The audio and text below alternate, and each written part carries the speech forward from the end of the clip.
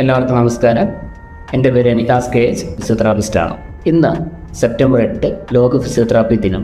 എല്ലാ വർഷവും നമ്മൾ ഇതേ ദിനത്തിൽ ഒരു വിഷയം സാധാരണക്കാരിലേക്ക് എത്തിക്കാറുണ്ട്. കഴിഞ്ഞ വർഷം അത് നടുവുവേദനയും അതിൻ്റെ പ്രതിരോധവും പ്രതിവിധികളുമായിരുന്നെങ്കിൽ ഈ വർഷം നമ്മൾ എത്തിക്കുന്ന ഒരു വിഷയം എന്ന് പറയുന്നത് FTAG, പ്രിവെൻറ്റിംഗ് ഫ്രെയിലിറ്റി ആൻഡ് ഫോൾസ് എന്നുള്ളതാണ്.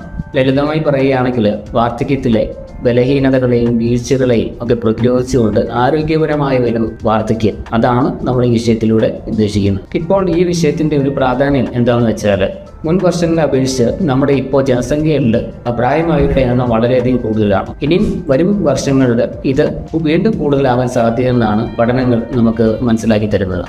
അതുകൊണ്ട് തന്നെ ആരോഗ്യകരമായി ഇരിക്കുക എന്ന് പറയുന്നത് വളരെയധികം അത്യാവശ്യമായിട്ടുള്ള ഒരു കാര്യം.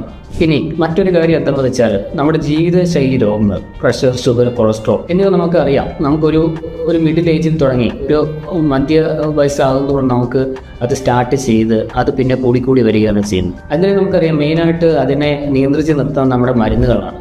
മരുന്നുകൾ കഴിക്കുന്നതിനൊപ്പം നമ്മുടെ ഡെയിലി ആക്ടിവിറ്റീസും കൂടെ ആകുമ്പോഴാണ് അതൊരു ലെവലിൽ കൺട്രോളായി നിൽക്കുന്നത്. പ്രായമാകുമ്പോൾ നമ്മുടെ ഈ ആക്ടിവിറ്റീസ് കുറയുക, അല്ലെങ്കിൽ നമ്മളൊരു വീഴ്ചയ്ക്ക് ശേഷം അല്ലെങ്കിൽ മറ്റെന്തെങ്കിലും അസുഖങ്ങൾക്ക് ശേഷം നമ്മുടെ ആക്ടിവിറ്റീസ് അല്ലെങ്കിൽ നമ്മുടെ ജീവിത ആ ഒരു ചലനം കുറയും തോറും നമ്മുടെ മരുന്നുകൾക്ക് ഇതിനെ കൺട്രോൾ ചെയ്യാൻ പറ്റാതെ അങ്ങനെ ഇത് ഒരു പരിധി വിട്ടാൽ കൂടുകയാണ്. അങ്ങനെ ഒരു ജീവിതശൈലി രോഗങ്ങളെ തടയുന്നതിലും നമ്മുടെ വ്യായാമങ്ങൾക്കും നമ്മുടെ ശരീരത്തിൻ്റെ ആക്ടിവിറ്റീസിനും വളരെയധികം ഇമ്പോർട്ടൻസ് ആണ്. അപ്പോൾ ഈ ആരോഗ്യകരമായ വാർദ്ധക്യം അത് നമുക്ക് എങ്ങനെ നിലനിർത്താനാകും, അതെങ്ങനെ പ്രാവർത്തികമാക്കാൻ കഴിയും, അതാണ് നമ്മൾ നോക്കുക. നമ്മൾ രണ്ട് കാര്യങ്ങൾ പറയും: ഫ്രെയിലിറ്റി ആൻഡ് ഫോൾസ്, ബലഹീനത അല്ലെങ്കിൽ നിരന്തരമായ വീഴ്ചകൾ. ഈ രണ്ട് കാര്യങ്ങളിലൂടെയാണ് നമുക്ക് പ്രായമാകുമ്പോൾ ഉണ്ടാകുന്നത്. അപ്പോൾ ഇവയെ നമുക്ക് തടഞ്ഞുകൊണ്ട് ഫലപ്രദമായിട്ട് നമുക്ക് ആരോഗ്യകരമായിട്ടുള്ള ഒരു വാർദ്ധക്യം നിലനിർത്താൻ കഴിയും.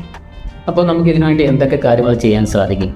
നമ്മുടെ പേശികൾ, മസിലുകളെ ബലപ്പെടുത്തുക, ആ സന്ധികളുടെ ജോയിൻസിൻ്റെ ആ ഒരു വഴക്കം അത് മെയിൻറ്റെയിൻ ചെയ്യുക, അത് മെച്ചപ്പെടുത്തുക. അതുപോലെ തന്നെ നമ്മുടെ ശ്വാസകോശത്തിൻ്റെയും ഹൃദയത്തിൻ്റെയും പ്രവർത്തനം മെച്ചപ്പെടുത്തുക.